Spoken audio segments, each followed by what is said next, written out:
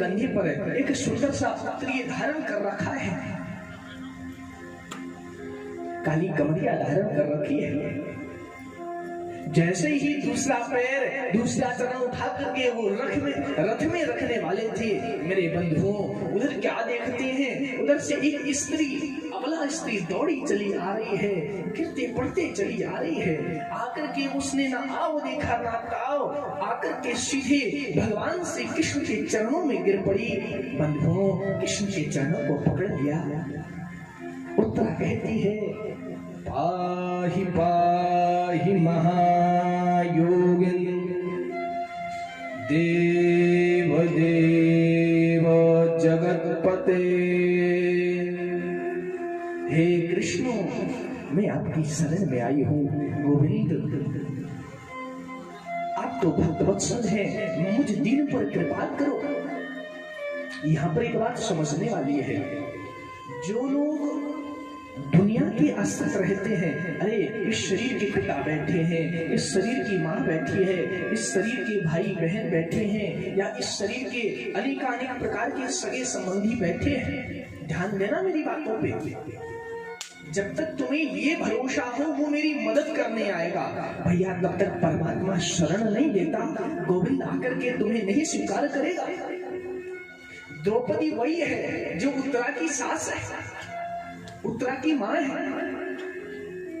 द्रौपदी का जब चीर हरण हो रहा था, उसे अभिमान था, मेरे 5 पति हैं, बलशाली हैं, एक सर्वश्रेष्ठ धनुर्धारी है, एक सर्वश्रेष्ठ गदाधारी है, ऐसे जहां वीर महारथी हो, मुझे किस बात की चिंता। जब तक उसे अपने पतियों का अभिमान था, गोविंद नहीं आया। पतियों के बाद अरे हमारे कुलगुरु कृपाचार्य बैठे हैं, हम हमारे पति के शिक्षा गुरु द्रोणाचार्य बैठे हैं, हम सभी की पितामह भीष्म बैठे हैं, वो हमारी रक्षा करेंगे इन दुष्ट कौरवों से। भैया तब तक परमात्मा श्री कृष्ण नहीं आया। लेकिन जब द्रौपदी की अपने पतियों से, अपने परिवार के स्नेही जनों से, लोगों से आस खत्म हो जाती है, आस समाप्त हो जाती है, द्रौपदी की आशा निराशा में बदल जाती है, तब वही मुरली वाला, वंशी वाला मेरा कृष्ण, मेरा कन्हैया प्रकट हो जाता है। और शायद द्रौपदी कोई बात कहना चाहता है, ए बहन द्रौपदी, जब मैंने शिशुपाल का वध किया था, मेरा स्पर्शन मेरी अंगुली से, कनिष्ठ का अंगुली से निकल करके शिशुपाल का मस्तक काट करके, शिशुपाल का सर काट करके, वहां जब मेरी कनिष्ठ का अंगुली में प्रवेश कर रहा था, मेरी अंगुली कट गई थी। हे मेरी बहन, आपने कुछ नहीं देखा, आपने तुरंत अपनी नई साड़ी का पल्लू फाड़ करके, एक उससे चिट फाड़ करके मेरी उस अंगुली में बांधी थी। बहन, तूने मुझे कुछ धागे बांधे थे, आज उस धागे को मैं, एक धागे को लाखों में परिवर्तित करके दूंगा। कितनों में? लाखों में। द्रौपदी का चीर दुशासन खींचता चला जा रहा है, माँ द्रौपदी चीखती जा रही है, त्राहि माम शरणागतम, अरे कोई तो बचा लो, कोई तो बचा लो, आज ये मुझे दुष्ट दुशासन निर्वस्त्र कर देगा, मेरी लाज चली जाएगी, मेरी कोई तो रक्षा करो। उसके पति लोग सर को नीचे झुका करके बंधुओं बैठे हैं, किसी ने सहायता नहीं की, किसी ने मदद नहीं की। वह जो कुल के गुरु कृपाचार्य, द्रोणाचार्य, भीष्म पितामह जैसे धर्म के धुरंधर लोग बैठे हो, उन्होंने भी मस्तक झुका दिया। वह अंधा धृतराष्ट्र जो पितरों में ऐसा अंधा हो गया, उसे अच्छे बुरे का पता नहीं रहा। सभी के रहते हुए जब द्रौपदी की कोई मदद नहीं करता, कोई सहायता नहीं करता, मेरा वंशी वाला एक कोने में प्रकट हो जाता है, खंभे के ऊपर बैठ करके द्रौपदी को चीर देना प्रारंभ कर देता है, दुशासन धोती खींचना प्रारंभ करता है, गोविंद उधर से देना प्रारंभ करते हैं। भैया, ये वह दुशासन है जिसमें 100 हाथियों का बल था।